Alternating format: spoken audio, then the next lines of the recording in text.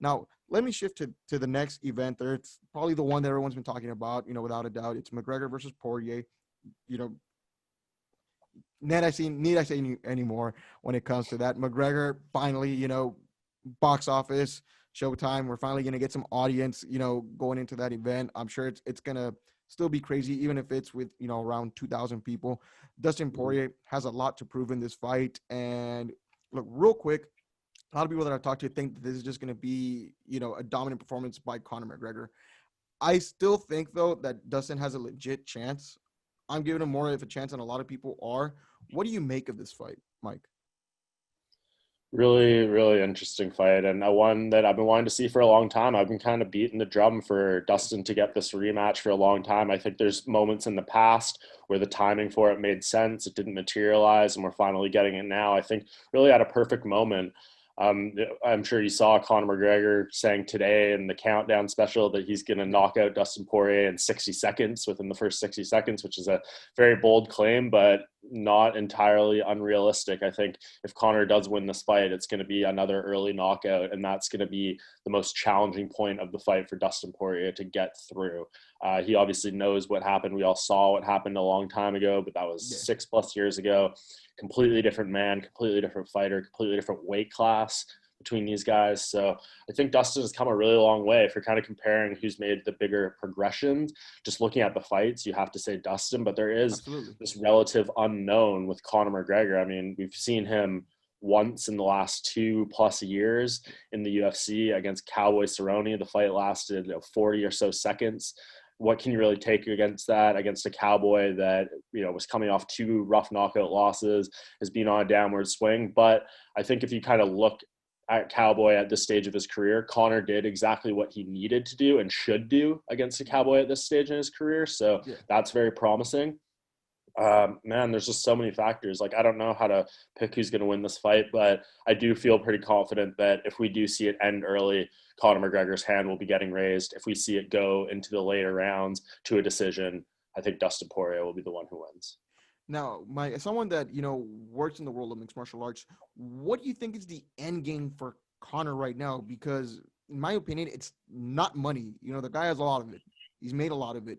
What do you think is his desire to keep going into the UFC and further along in his career?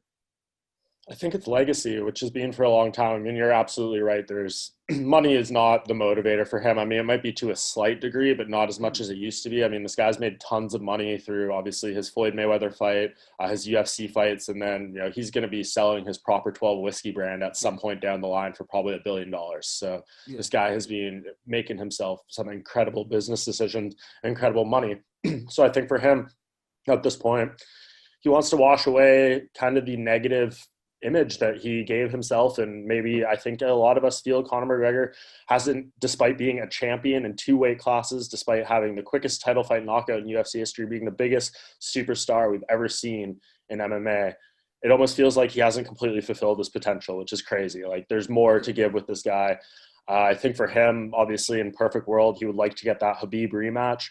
We'll see if Khabib's there, if Dana White can convince him to do another fight. That's a whole other discussion about whether or not Dana is going to be able to do that. But I think Conor wants to be the champion again. I think if he wins this fight, that is definitely within eyesight. I mean, if the belt is available, if Khabib's gone, I think if Conor wins here, you put him into that title fight, whether it's against Gaethje or Charles Oliveira or whatever the case may be.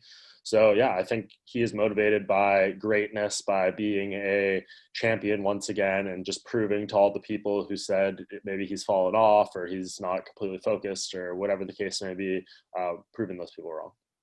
Now, for Dustin, what does a win for Dustin do for him? For that fight? I think kind of as I said earlier, it maybe shuts up the people that say he can't win the big one. I mean, he has to some degree. He obviously beat Max Holloway. He beat Yeah. Justin Gaethje. He had that really, really incredible run that got him that interim lightweight title. But the Khabib fight did not go well for him. Yeah. Obviously, the first McGregor fight did not go well for him. He lost that like random spot to Michael Johnson in that main event, which is still kind of a bizarre loss to me, Dallas, but Texas, kind of the man. perfect depiction of Michael Johnson's career because he just has these like crazy random wins over like some of the biggest names along the way. But nevertheless, yeah, I think for Dustin, like this guy wants to be a champion again. I've known Dustin Poirier for a very long time. and I do actually consider him a friend.